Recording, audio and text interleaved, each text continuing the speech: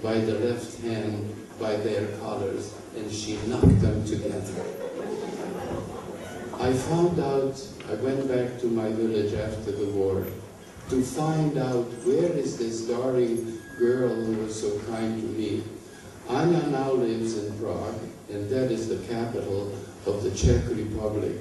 And we are going to visit each other next summer.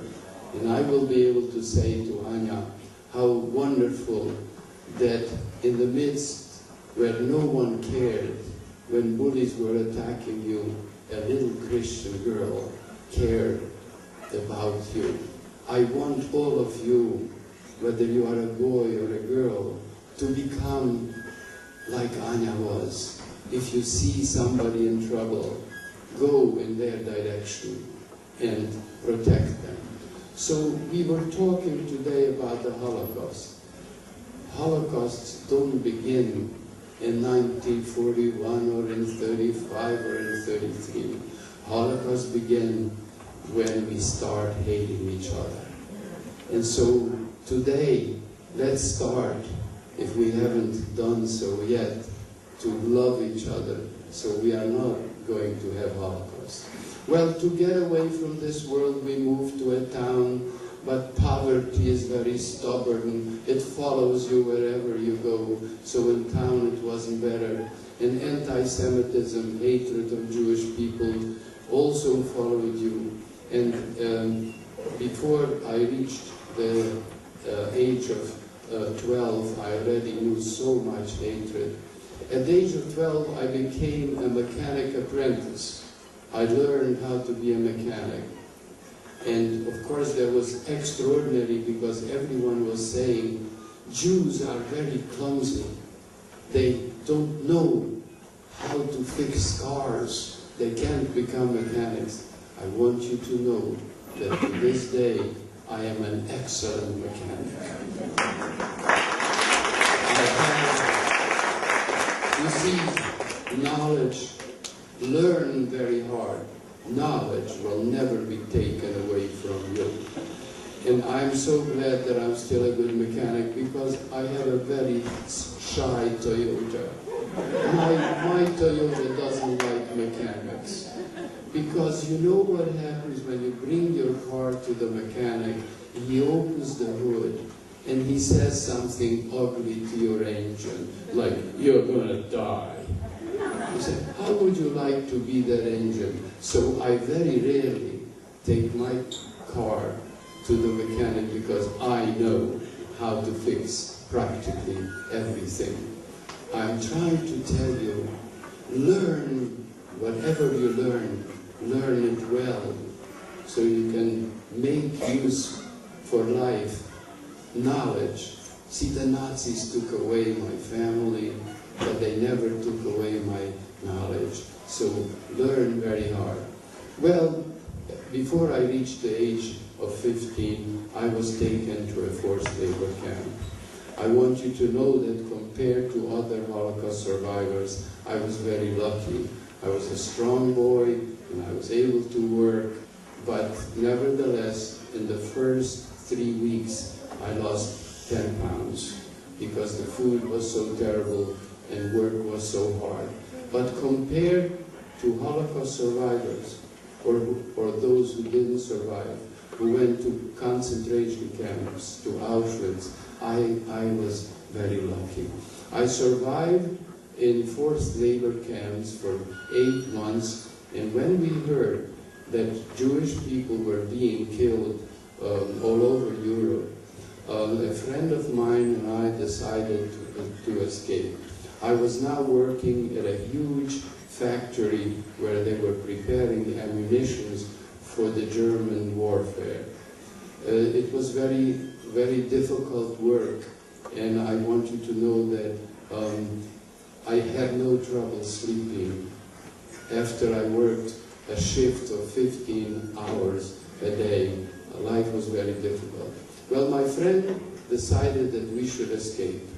And as many other Jewish people managed to escape by way of taking on Christian names. And I decided that I will take on a Christian name.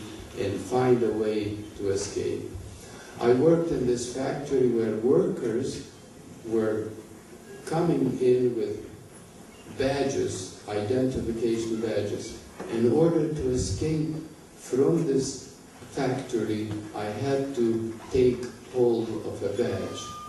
Fortunately, I walked into the room where workers changed, and on the wall hung a jacket with a badge, and I borrowed it. I want you to know that the badge and the jacket that I borrowed, the man to whom it belonged must be in heaven, because it saved my life. And I was able to escape from forced labor camp and hide out on a farm.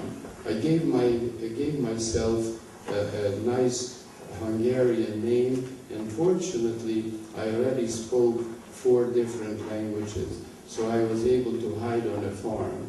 One of my functions on the farm was to take care of 18 Clydesdale horses. Clydesdale horses, for those who don't know it, are huge animals. And I figured to survive, I have to become very friendly with one of the horses.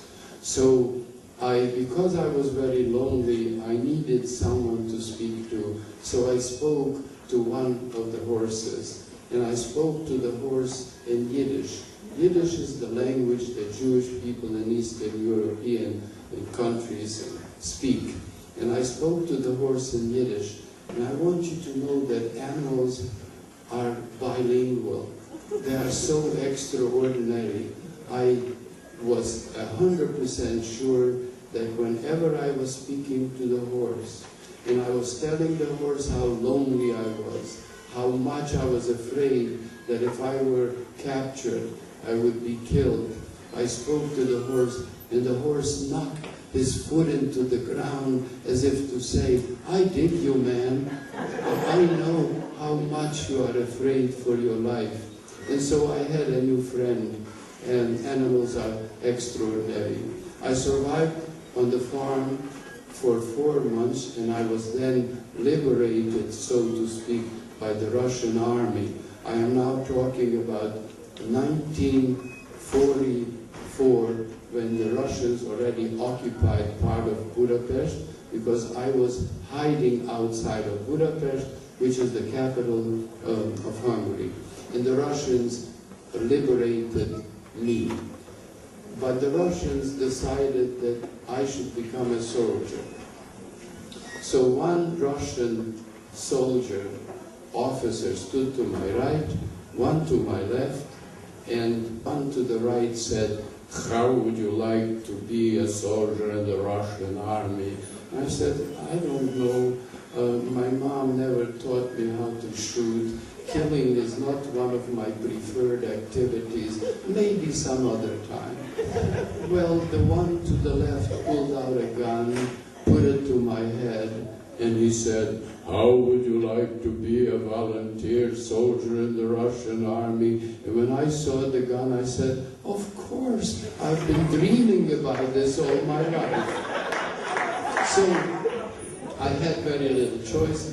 I spent 8 months in the Russian army, where I also experienced a good bit of anti-Semitism and hatred.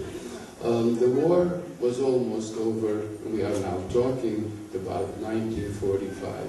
And I begged the Russians to let me go to see whether I can look for survivors. In Budapest and other big cities, there were places where survivors would gather, come together to look for each other. And I went to such a place, and for 4 days I couldn't find any one of my family. On the 5th day, someone said to me, where have you been? Your brother is looking for me, is looking for you. And I reunited with my brother after 4 years.